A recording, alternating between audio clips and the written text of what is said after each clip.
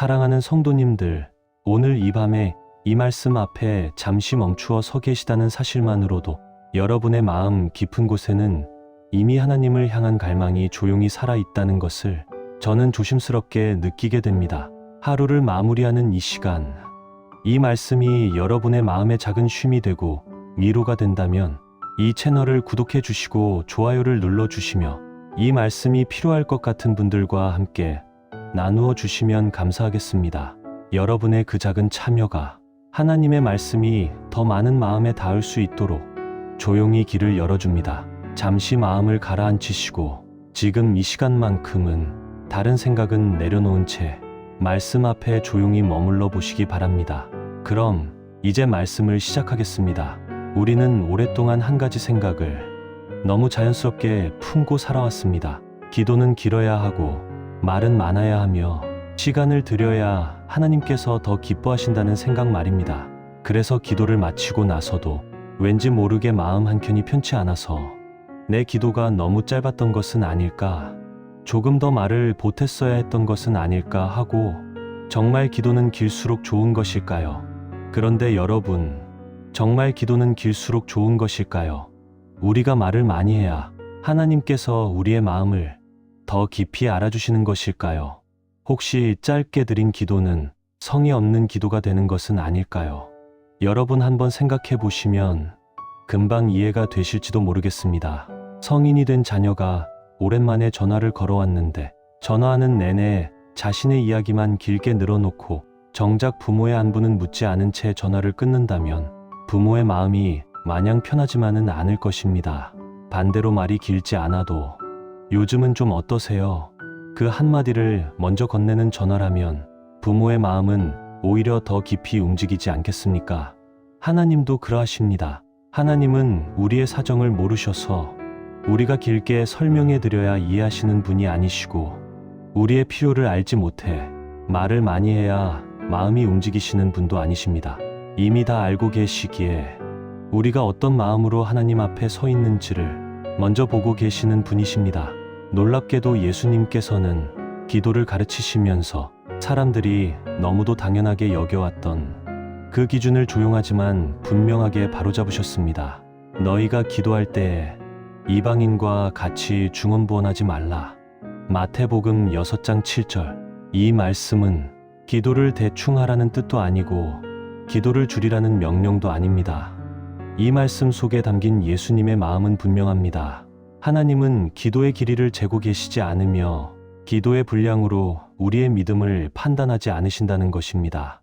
하나님은 우리가 얼마나 오래 말했는지가 아니라 어떤 중심으로 하나님 앞에 나왔는지를 보고 계시는 분이십니다. 어떤 분들은 짧게 기도하고 나면 괜히 마음이 불편해지고 이렇게 기도해도 되나 하는 생각이 들어 기도의 자리에서 점점 멀어지기도 합니다. 하지만 어쩌면 문제는 기도가 짧아서가 아니라 기도를 바라보는 우리의 기준이 조금 다른 곳을 향하고 있었던 것은 아닐까요? 오늘 이 시간, 저는 여러분과 함께 주님이 특별히 듣고 싶어 하시는 기도가 무엇인지, 긴 말이 아니라 하나님의 마음을 향해 있는 기도가 무엇인지 성경 말씀을 따라 차분히 살펴보려고 합니다. 이 말씀 안에는 우리의 기도를 가볍게 만드는 내용이 아니라 오히려 기도를 더 깊고 단단하게 세워주는 중요한 진리가 담겨 있습니다. 그런데 말씀을 이어가기 전에 반드시 한 가지는 미리 말씀드리고 싶습니다. 중반에 많은 신앙인들이 선한 마음으로 기도하다가도 무심코 빠지게 되는 중요한 함정이 있는데, 이 부분을 놓치게 되면 오늘 말씀의 핵심을 온전히 붙들기 어려울 수 있습니다. 정죄하려는 말씀이 아니라 여러분을 지키기 위한 권면이니 부디 이 밤 끝까지 함께 해주시면 감사하겠습니다.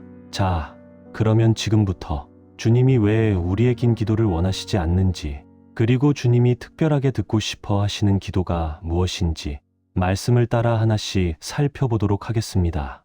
여러분, 기도에 대해 이야기하다 보면 많은 분들이 비슷한 마음을 조심스럽게 털어놓으십니다. 기도를 시작하면 무엇부터 말해야 할지 막막해지고, 말을 줄이면 하나님께 예의가 아닌 것 같아서 괜히 말을 이어가게 되며, 그러다 보면 기도가 점점 부담이 되어 기도의 자리 자체가 멀어지게 된다는 이야기입니다. 특히 신앙의 시간이 오래될수록 기도는 이 정도는 해야 한다는 보이지 않는 기준이 마음속에 자리 잡고 있어서 그 기준을 채우지 못한 날에는 기도를 했음에도 불구하고 오히려 마음이 더 무거워지는 경우도 적지 않습니다. 그래서 어떤 분들은 짧게라도 기도하고 싶어도 차라리 제대로 못할 것 같으면 아예 시작하지 않는 쪽을 선택하기도 합니다. 하지만 정말 하나님께서는 우리가 말을 많이 해야 그제야 우리의 기도를 들으시는 분이실까요? 성경은 이 질문에 대해 아주 분명한 방향을 제시하고 있습니다. 사람은 외모를 보거니와 여호와는 중심을 보시느니라. 사무엘상 16장 7절. 이 말씀은 단지 사람을 평가하는 기준에 대한 말씀이 아니라 하나님께서 인간을 대하시는 전반적인 시선을 보여주는 말씀입니다. 하나님은 겉으로 드러나는 모습보다 그 안에 담긴 마음을 먼저 보시고 말의 분량보다 그 말이 어디에서 나왔는지를 더 중요하게 여기시는 분이십니다. 기도 역시 마찬가지입니다. 하나님은 기도의 모양을 보지 않으시고 기도의 길이를 재지 않으시며 그 기도가 어떤 중심에서 시작되었는지를 먼저 살피십니다. 이 진리를 가장 깊이 보여주는 인물 가운데 한 사람이 구약의 한나입니다. 한나는 오랜 시간 자식이 없다는 이유로 사람들 앞에서 마음의 상처를 안고 살아야 했고 그 고통을 누구에게도 쉽게 설명할 수 없는 상태에서 성전에 올라가 하나님 앞에 섰습니다. 한나의 기도는 사람들이 듣기에는 기도라고 부르기 어려울 만큼 조용한 기도였습니다. 입술만 움직이고 소리는 나지 않았기에 제사장 엘리는 그녀가 술에 취한 줄로 오해하기까지 했습니다. 그러나 성경은 한나의 기도를 이렇게 기록합니다. 마음이 괴로워 여호와께 기도하고 통곡하였더라. 사무엘상 1장 10절. 말은 많지 않았지만 그 기도에는 한나의 마음이 그대로 담겨 있었고 하나님은 그 중심을 외면하지 않으셨습니다. 결국 하나님은 사무엘이라는 생명을 통해 한나의 인생을 새롭게 여셨고 그 조용한 기도를 역사를 여는 기도로 바꾸어 주셨습니다. 또 한 사람을 떠올려 보겠습니다.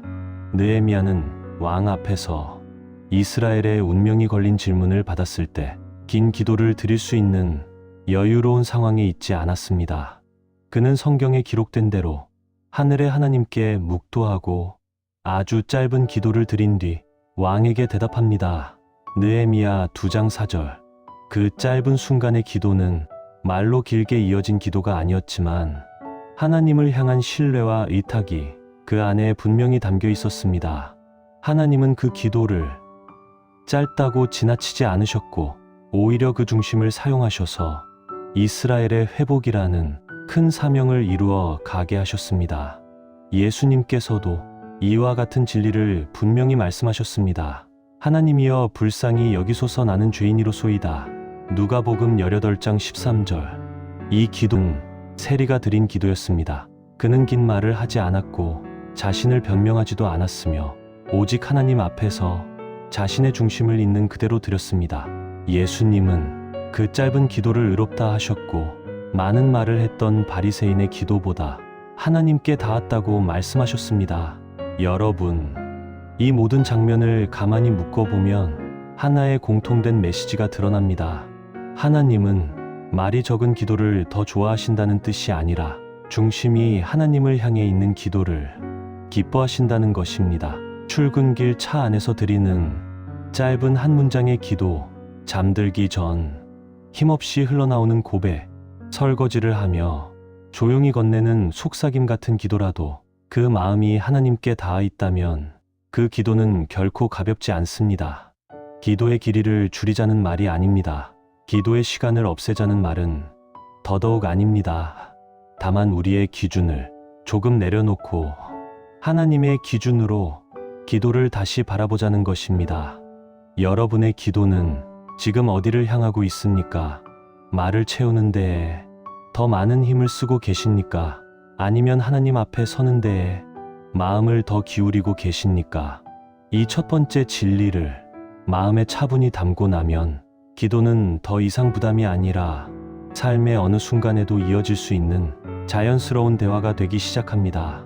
이제 이어서 주님이 특별히 기뻐하시는 두 번째 기도의 방향을 함께 살펴보도록 하겠습니다. 여러분, 우리는 기도할 때 자연스럽게 하나님께 설명하려는 마음이 앞설 때가 많습니다. 왜 이런 일이 생겼는지, 내가 얼마나 애써왔는지, 지금 상황이 얼마나 복잡한지, 마치 하나님께서 이 모든 사정을 처음 듣는 분이신 것처럼 하나하나 정리해서 말씀드리려 합니다.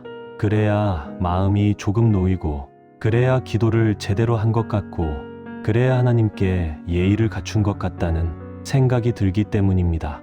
그러나 설명이 길어질수록 마음은 오히려 더 복잡해지고, 기도를 마친 후에도 평안보다는 염려가 여전히 가슴에 남아있을 때가 많습니다. 그 이유는 어쩌면 기도의 방향이 하나님께 맡기는 쪽이 아니라 여전히 내가 붙들고 있는 쪽에 머물러 있기 때문은 아닐까요? 성경은 이 지점에서 우리에게 또 하나의 분명한 초점을 제시합니다. 너희 염려를 다 주께 맡기라. 이는 그가 너희를 돌보심이라. 베드로전서 5장 7절. 이 말씀에서 중요한 단어는 설명하라가 아니라 맡기라입니다. 맡긴다는 것은 상황을 잘 정리해서 전달하는 것이 아니라 붙잡고 있던 손을 하나님께로 옮기는 것을 의미합니다. 하나님은 우리가 문제를 얼마나 정확하게 설명했는지를 보고 계시는 분이 아니라 그 문제를 정말로 하나님께 넘겼는지를 보고 계시는 분이십니다. 이 신뢰의 기도를 가장 분명하게 보여주는 인물이 바로 아브라함입니다. 아브라함은 하나님의 부르심을 받을 때 앞으로의 인생에 대해 구체적인 설명을 듣지 못했습니다. 어디로 가야 하는지, 얼마나 걸릴지, 그 길 끝에 무엇이 기다리고 있는지 아무것도 알지 못한 채 오직 하나님의 말씀 하나만을 붙들고 길을 떠났습니다. 아브라함의 기도는 상황을 이해한 후 드리는 기도가 아니라 이해하지 못한 상태에서 하나님을 신뢰하며 드리는 기도였습니다. 그 신뢰가 있었기에 하나님은 그의 삶을 통해 믿음의 역사를 이어가셨고 오늘날까지도 믿음의 조상으로 기억되게 하셨습니다. 히스기야 왕의 기도도 같은 방향을 보여줍니다. 히스기야는 아수르의 위협 앞에서 나라의 존망이 흔들리는 상황 속에서 자신이 전해온 협박의 편지를 하나님 앞에 펼쳐놓고 길게 설명하지 않습니다. 그는 그저 그 상황을 하나님 앞에 놓고 도움을 구합니다. 히스기야의 기도는 전략을 설명하는 기도가 아니라 하나님의 개입을 신뢰하는 기도였습니다. 그리고 하나님은 그 신뢰의 기도에 응답하셔서 이스라엘을 지켜주셨습니다. 신약에서도 같은 장면을 발견할 수 있습니다. 마리아는 천사의 말을 들었을 때 앞으로 자신에게 닥칠 모든 상황을 이해하지 못했습니다. 설명되지 않는 미래, 예상할 수 없는 시선과 고통이 그 앞에 놓여 있었지만 마리아는 단 한 문장으로 응답합니다. 주의 여종이오니 말씀대로 내게 이루어지이다. 누가복음 1장 38절. 이 기도에는 길게 이어진 설명도 없고 조건을 붙인 요구도 없습니다.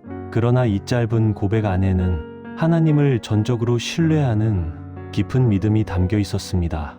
하나님은 그 신뢰 위에 구원의 역사를 세우셨습니다. 여러분, 기도는 하나님께 설득하는 시간이 아닙니다. 기도는 하나님께 내 편을 들어달라고 논리를 펼치는 자리도 아닙니다. 기도는 하나님이 누구신지를 다시 기억하며 그분께 인생을 맡기는 시간입니다. 그래서 설명이 줄어들수록 신뢰는 자라나고 신뢰가 자라날수록 마음에는 설명할 수 없는 평안이 조용히 찾아오기 시작합니다. 2026년을 살아가는 오늘의 우리에게도 이 진리는 그대로 적용됩니다. 기도할 때마다 상황을 정리하느라 지치는 대신 하나님, 이 일을 주님께 맡깁니다. 이 한 문장을 진심으로 들여보시기 바랍니다. 모든 문제가 즉시 사라지지는 않더라도 마음을 짓누르던 무게가 조금은 가벼워지는 것을 느끼게 되실 것입니다. 여러분의 기도에는 지금 무엇이 더 많이 담겨 있습니까? 설명입니까? 아니면 신뢰입니까? 이 두 번째 진리를 마음에 깊이 새기고 나면 기도는 문제를 붙드는 시간이 아니라 하나님께 문제를 맡기고 한 걸음 물러설 수 있는 쉼의 시간이 됩니다. 이제 이 지점에서 반드시 함께 짚고 넘어가야 할 중요한 경고가 하나 있습니다.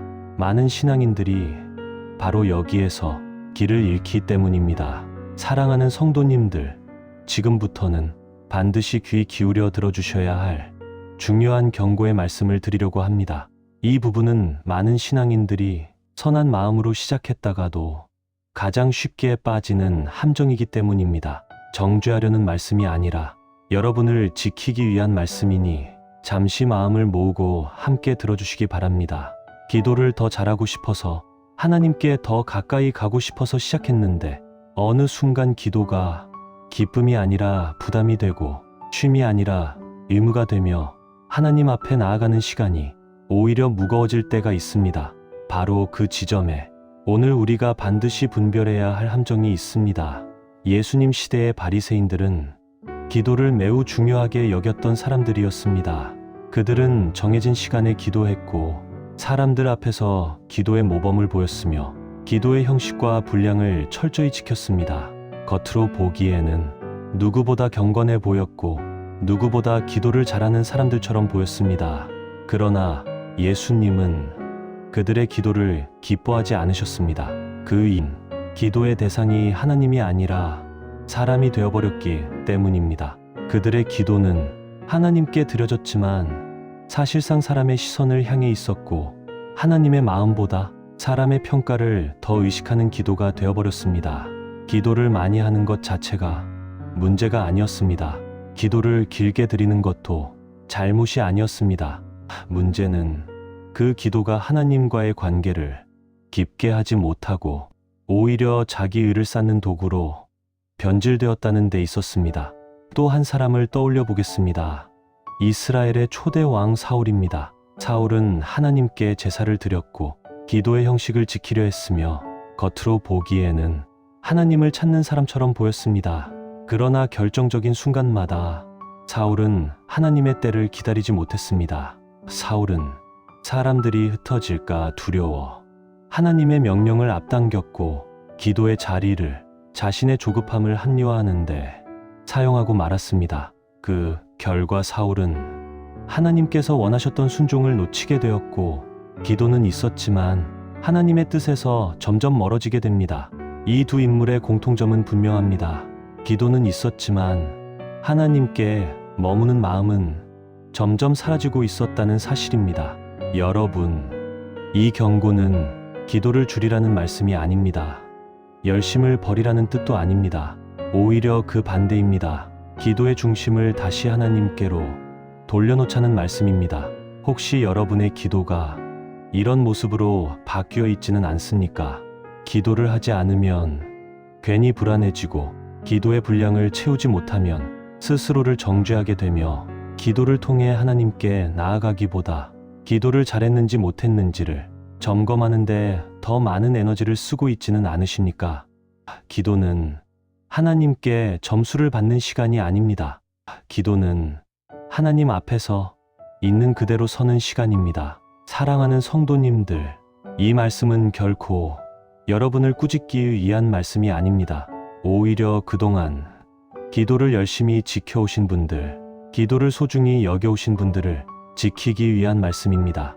하나님의 뜻 안에는 항상 여유가 있고 강요가 아니라 초대가 있으며 두려움이 아니라 은혜가 있습니다.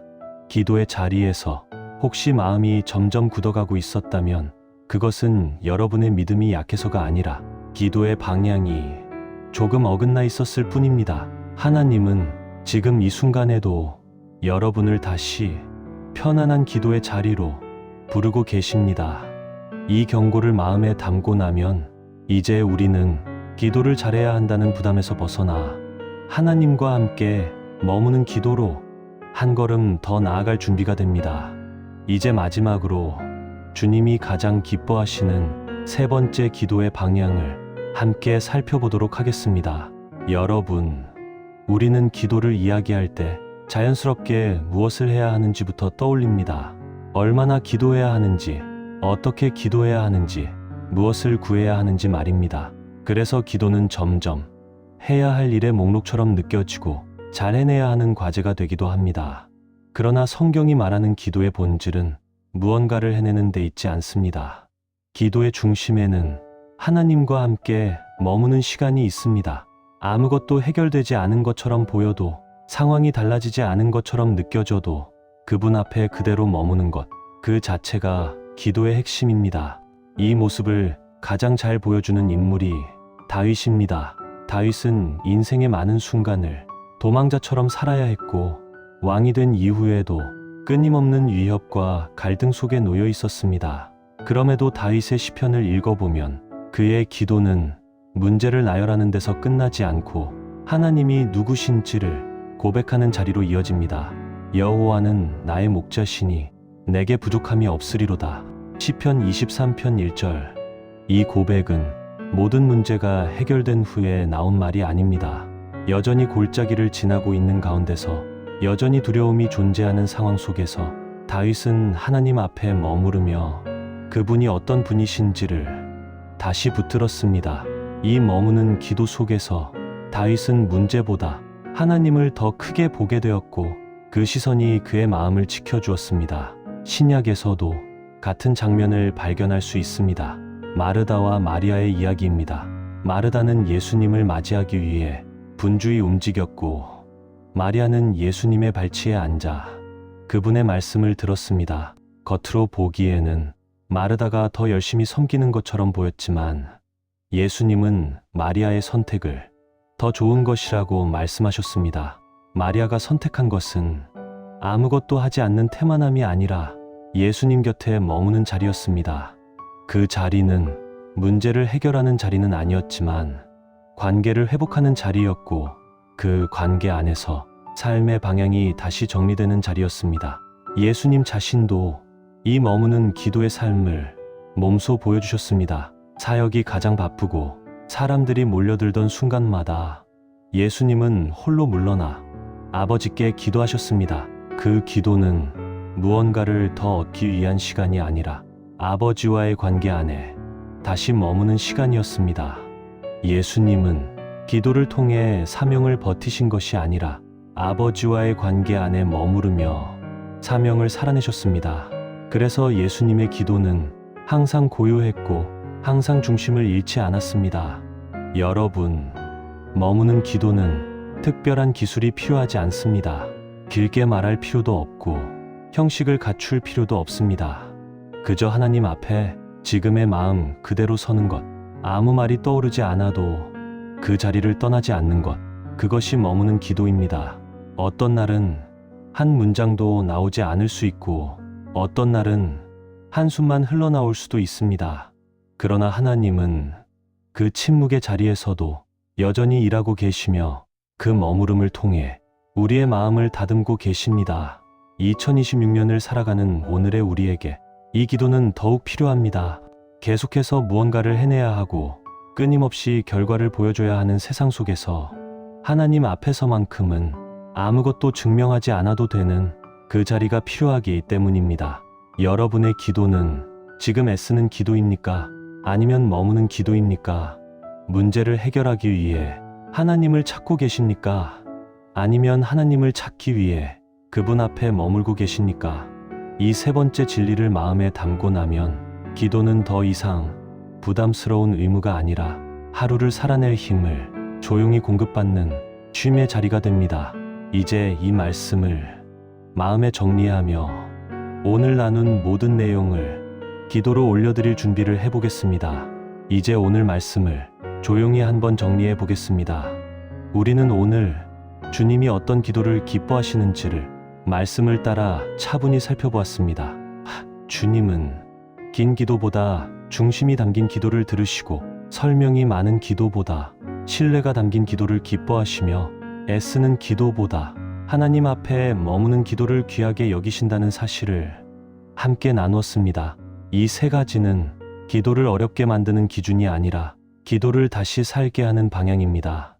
우리가 그동안 기도 앞에서 괜히 스스로를 평가하고 분량을 따지며 잘했는지 못했는지를 돌아보느라 기도의 본질에서 조금 멀어져 있었던 것은 아닐지 조용히 자신을 돌아보게 됩니다. 이제 여러분 스스로에게 몇 가지 질문을 던져보시기 바랍니다. 나는 기도를 드릴 때 말을 잘하려 애쓰고 있었는가? 아니면 하나님 앞에 서려 애쓰고 있었는가? 나는 기도 속에서 하나님께 설명하려고만 했는가? 아니면 하나님을 신뢰하며 내 인생을 맡기고 있었는가?